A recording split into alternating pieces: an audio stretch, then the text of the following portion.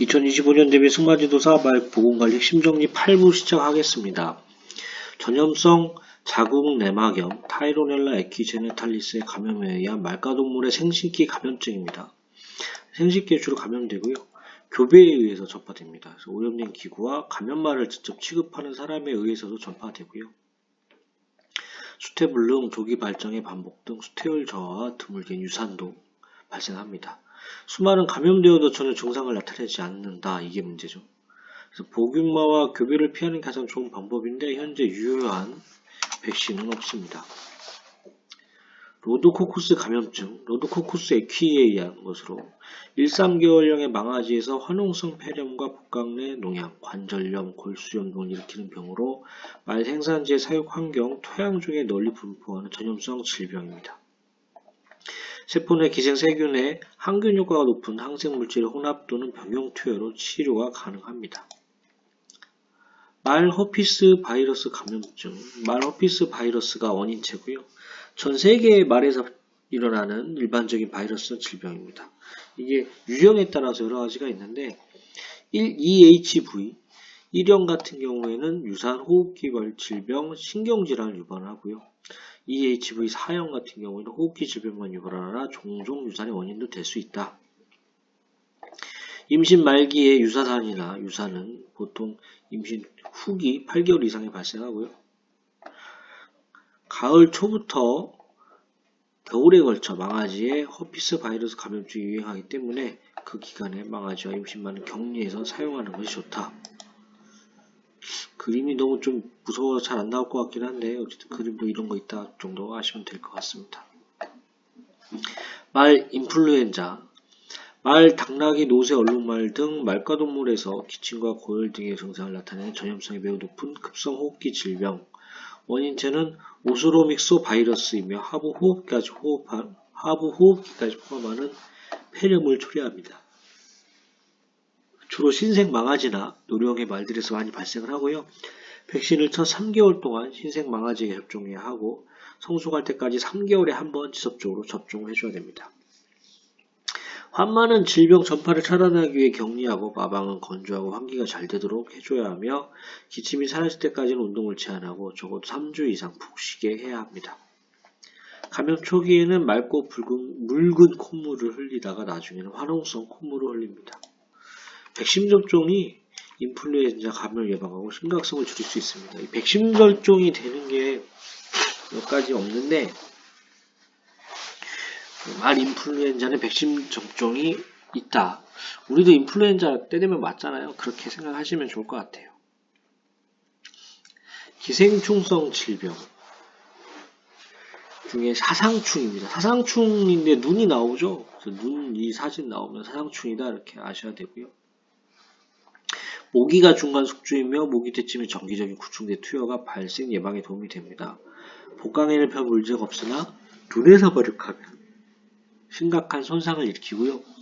말의 중추신경계를 침범하여 운동쇠약, 운동실조, 파행, 안검이나 눈치마 및 유추마비를 일으킵니다. 혈액 중에 사상충 유충이 감염되면 성충이 되어서 복강에 있다가 가끔 폐와 눈으로 침범하기도 합니다. 복강에서는 별 문제가 없는데 눈에서 발육하면 심각한 손상 및 실명 일으킬 수 있습니다. 유충이 감염된 후 뇌척수 조직을 파괴하기 전에 정기적으로 구충제를 투약하는 것이 아주 중요하고요. 주로 문제가 되는 게 말사상충, 지상사상충 이렇게 되겠습니다. 그래서 눈 이렇게 눈 이렇게 손으로 뒤집어 까는 사진 나오면 사상충이다 생각하시면 되겠고요. 어쨌든 배에는 문제 없는데 딴 데로 가면 문제를 발생한다. 특히 눈에 많이 간다. 이렇게 생각하시면 될 것 같습니다. 암말 생식기계의 구조 및 기능, 난소 2개의 층으로 구성되어 있고요. 어린 암말이 늙은 암말에 비해 어린 암말과 눈물 암말에 비해서 크기가 다릅니다. 여기는 콩 모양 이렇게 되어 있다. 그래서 어린 암말이 좀 커요. 뭐 정확한 이유는 저는 모르는데 그냥 어린 암말은 앞으로 단자가 많이 나올 거니까 좀 크게 있고 늙은 암말은 단자가 많이 나갔으니까 쪼그라든 게 아닐까 이렇게 저는 그냥 그렇게 생각을 했습니다.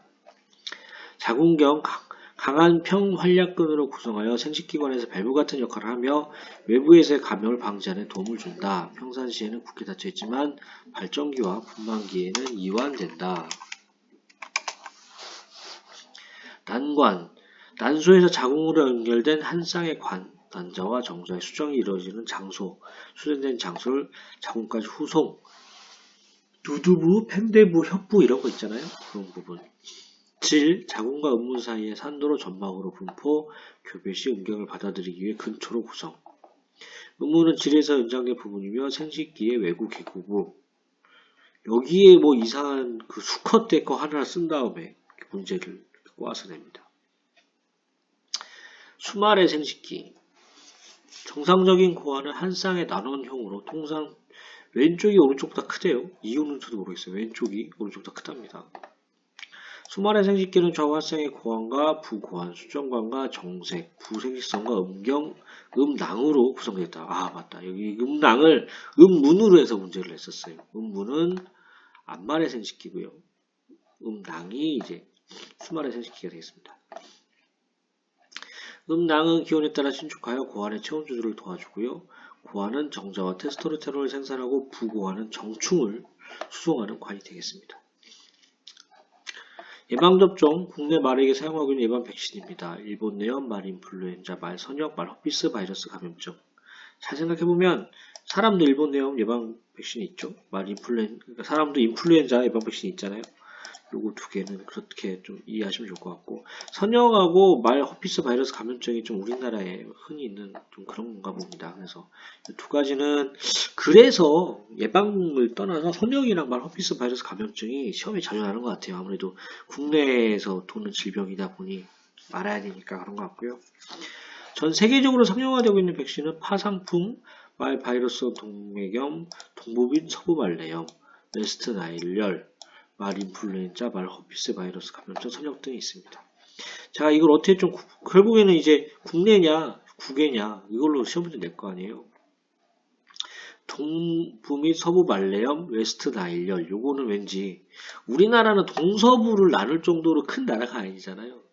뭐 미국이나 뭐 옛날 서부, 뭐 웨스트 하면 또 미국 생각나잖아요. 그렇게 요거는 우리나라까지 안 들어왔겠구나 이렇게 좀 생각해서 그렇게 좀 구별을 했었고요.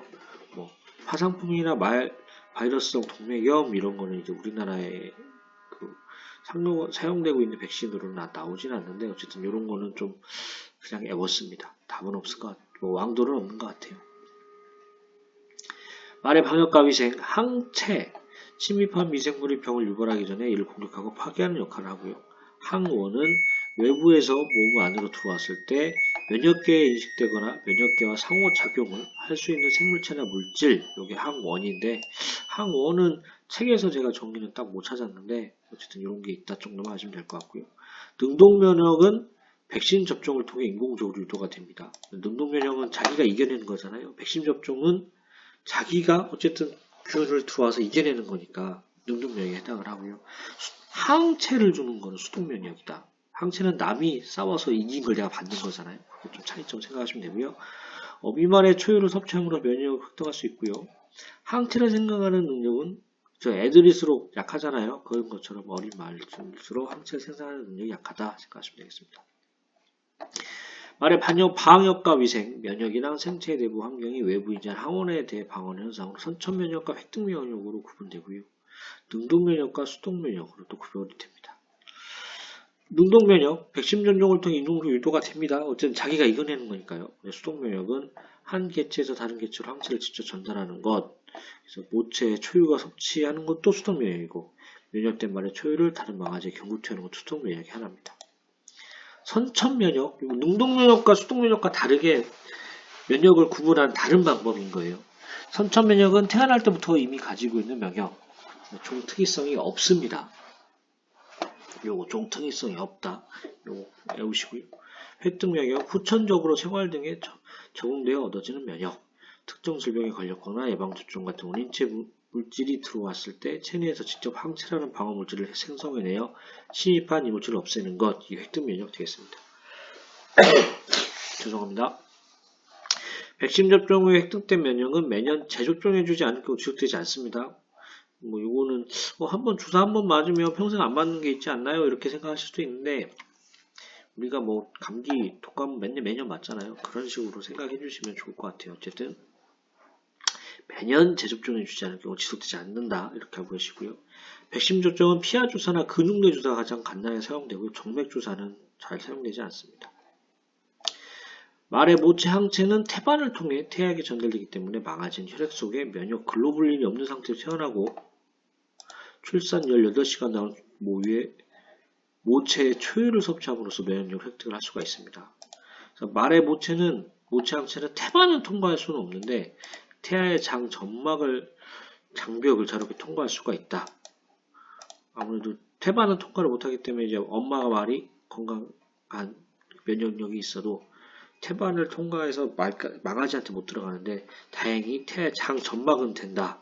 그래서 그 초유에 나오는 출산 18시간에 나오는 초유 모체의 초유를 섭취를 해야 된다.